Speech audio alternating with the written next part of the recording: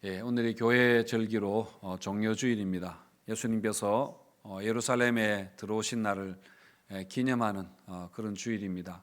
예수님이 예루살렘 오실 때에 그 말을 타고 전차를 타고 오신 게 아니라 나귀를 타고, 그때 나귀 새끼를 타고 그렇게 오셨습니다. 그때 많은 예루살렘 주민들이 나가서 종려나무 가지를 꺾어서 호산나 하면서 그렇게 환영했던 그날을 기념해서, 그래서 종려주일이라 그렇게 부릅니다.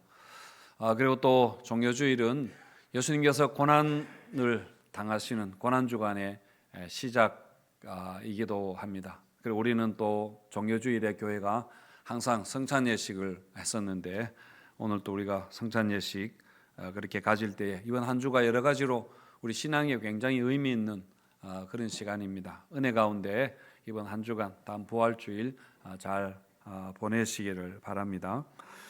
예수님의 산상설교 맨 시작에 나오는, 산상설교 시작에 나오는 팔복의 말씀, 8가지의 복에 대한 말씀이 나오는데, 오늘 11절과 12절에 또 새로운 그런 말씀이 나옵니다. 하나의 독립된 복의 선언이라 그렇게 보고, 팔복이 아니라 구복이다, 9개의 복을 이야기하셨다라고 말하는 분들도 많이 있습니다.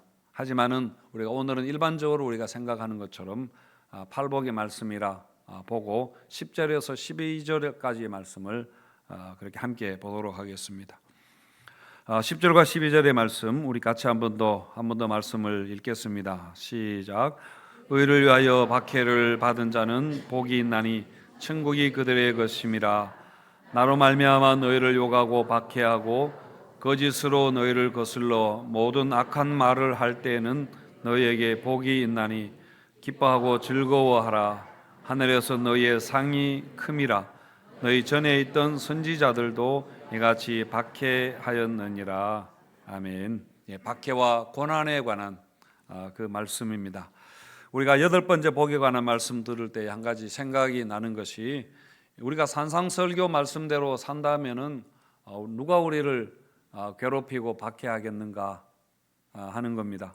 팔복의 말씀만 보더라도 우리가 마음이 가난하게 살고 온유하게 살고 긍휼한 마음 가지고 또 애통하는 마음으로 화평하게 하는 자로 이렇게 살아간다면은 오히려 사람들에게 사랑받고 칭찬 받을 것 같은데, 굳이 8번째 복, 박해와 고난에 관한 그 말씀이 필요할까, 그런 생각을 하게 되는데요. 그것도 팔복의 마지막에 이렇게 박해와 고난, 마지막에 이 박해의 말씀 이렇게 한다는 것이 좀 의아할 수 있습니다. 여러분, 그렇지만은 우리 성도의 삶에 고난과 박해라는 것은 사실은 피할 수 없는 엄연한 현실이고요. 그것은 실제입니다. 우리 신앙 안에 들어있는 그런 내용입니다. 크리스찬의 삶의 정점에 이 고난과 박해가 있다는 것, 이걸 우리가 사실은 인정을 해야 하고요. 그래서 이 점에 대해서 예수님도 뭐라고 약속의 말씀을 하시는 게 우리에게 필요한 것 같습니다. 어쨌든 그리스도인들은 아무리 착하게 선하게 살아도 사실은 박해와 핍박을 당할 수밖에 없습니다. 사실은 착하게 사는 것 때문에 고난을 당한다기보다는 우리가 다르게 살기 때문에 당하는 그런 것이죠.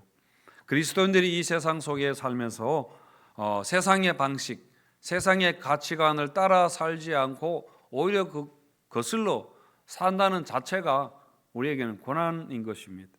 그리고 또 이렇게 우리가 뭔가 별나게 살면은 당연히 사람들에게 좀 미움도 받기도 하고 소외를 당하기도 하고 그렇게 충분히 그럴 수 있는 것이죠. 그리고 또 우리가 남을 긍휼히 여기고 또 화평하게 하고 온유하게 하고 이렇게 산다면은 우리가 손해를 봐야 되는 것입니다. 우리의 것을 나누고 이렇게 우리가 좀 희생해야 가능한 것이죠. 그래서 성도가 말씀에 순종해서 살면은 당장은 어려움을 우리가 당할 수밖에 없는 것입니다. 그걸 고난이다. 그렇게 하는 거죠.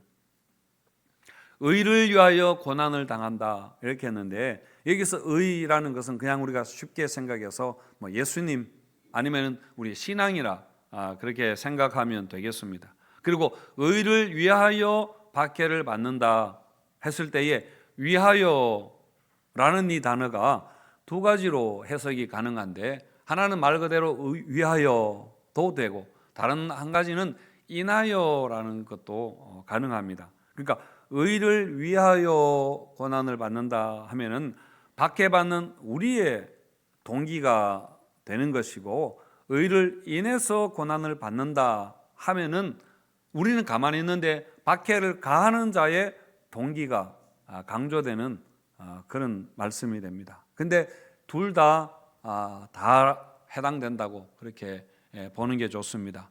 그러니까 우리가 성도이기 때문에, 예수를 믿는 따르는 자들이기 때문에 예수님이 미움 당하셨으니까 우리도 미움을 받기도 하고, 그리고 또 우리가 이 땅에서 의를 위해서, 예수님을 위해서 그렇게 기꺼이 손해를 감수할 수도 있으니까요.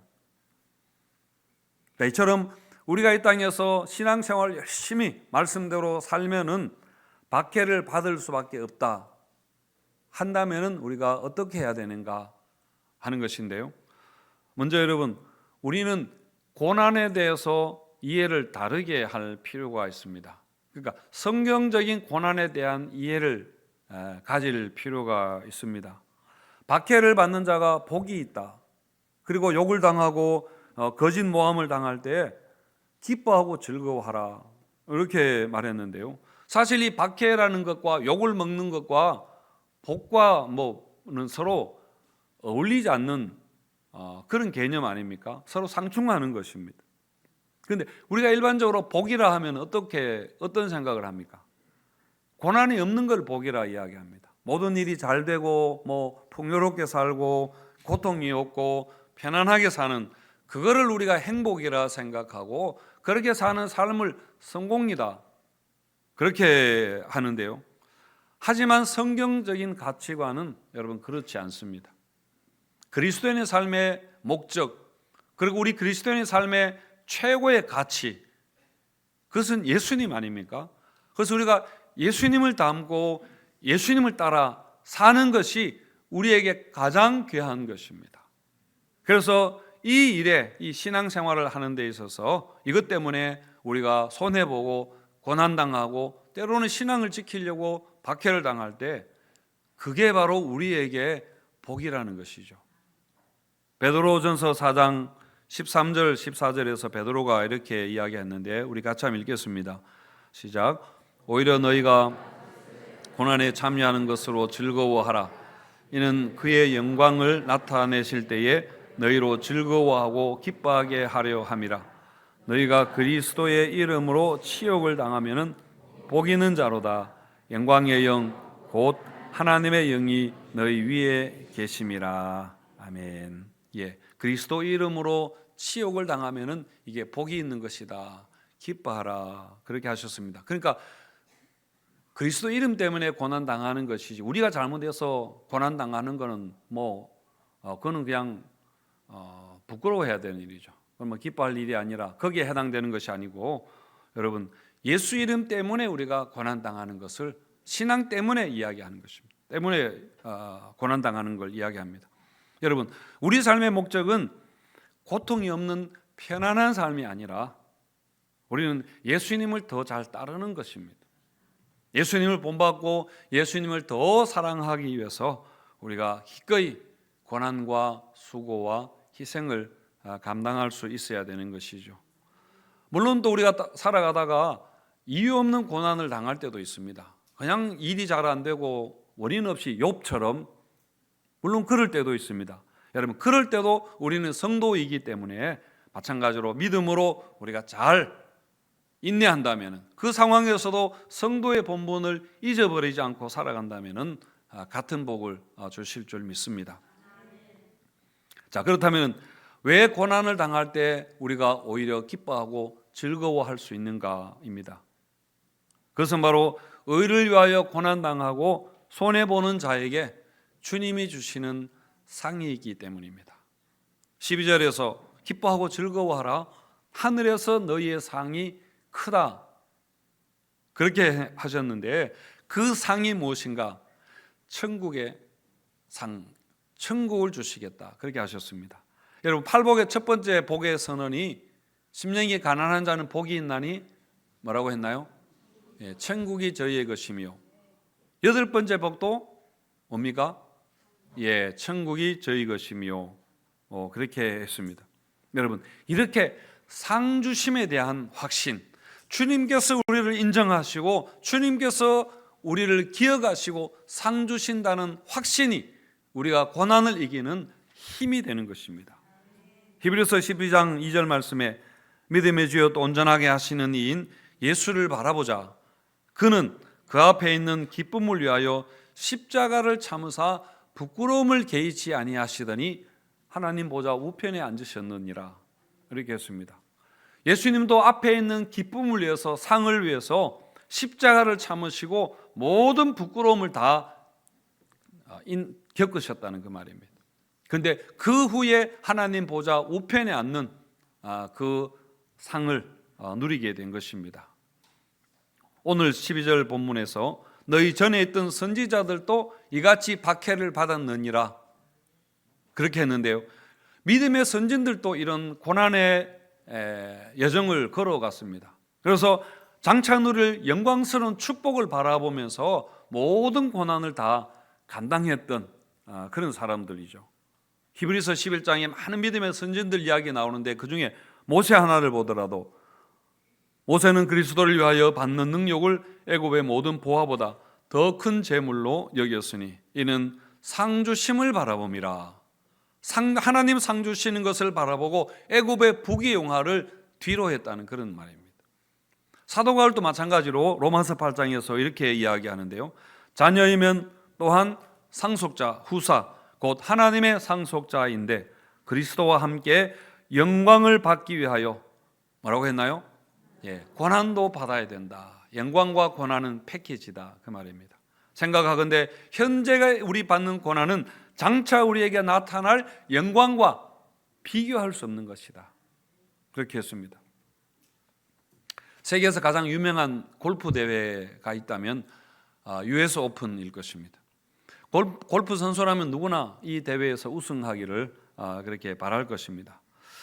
이 대회는 골프 우승한다고 상금을 제일 많이 주는 그런 대회도 아니고, 또 우승 트로피도 1년 동안 가지고 있다가 나중에 그 협회에 반납을 해야 한다는데요. 하지만 골프 선수들은 누구나 이 대회에 참가해서 또 좋은 성적을 내고 우승하기를 그렇게 원하는데요. 그것은 바로 우승자가 받는 그 트로피에 역대 우승자들의 이름이 그 새겨져 있기 때문입니다. 그런데 그 이름들 옆에 내 이름이, 우승자의 이름이 나란히 기록이 되는 겁니다. 아놀드 파마나 이렇게 타이거 우즈 같은 정말 기라성 같은 그런 선수들 옆에 내 이름이 기록된다는 것, 이것을 가장 자랑스럽게 영예롭게 생각한다는 거죠. 여러분, 세상에 이름을 남기는 것도 이렇게 소중하게 생각하고 애쓰고 자랑스럽게 생각하는데, 여러분, 우리는 영원히 지워지지 않는 하나님 나라에 우리가 이름을 남기는 사람들입니다.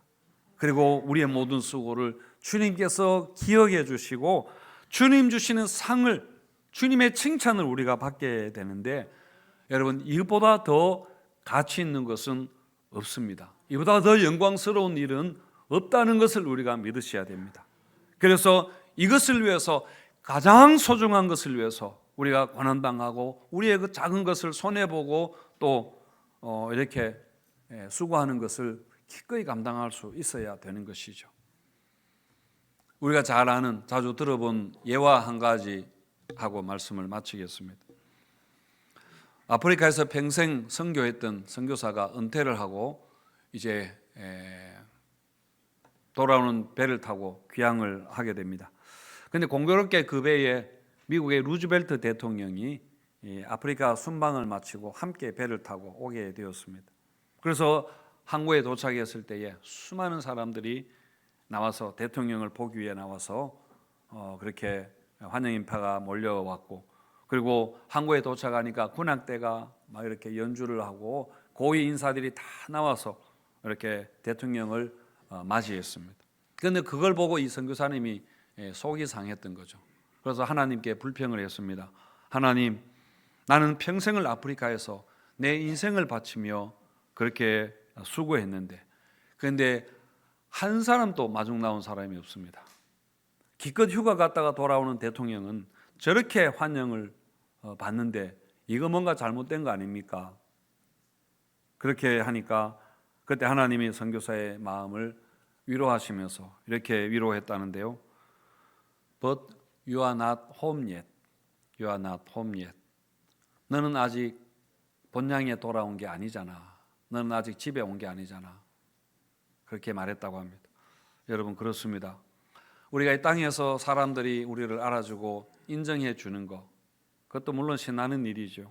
그렇지만은 우리는 그것만을 위해서 사는 그런 사람들이 아닙니다.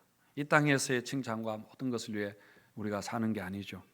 여러분, 우리가 달려갈 길 달려가고 끝까지 우리의 믿음을 지키고 우리가 주님 앞에 섰을 때에 세상의 그 어떤 영광과도 비교할 수 없는 하늘의 영광과 또 하늘의 상급을 주시는 것을 여러분 믿으시기 바랍니다. 사랑하는 성도 여러분, 우리에게 가장 좋은 것 아직 오지 않았습니다.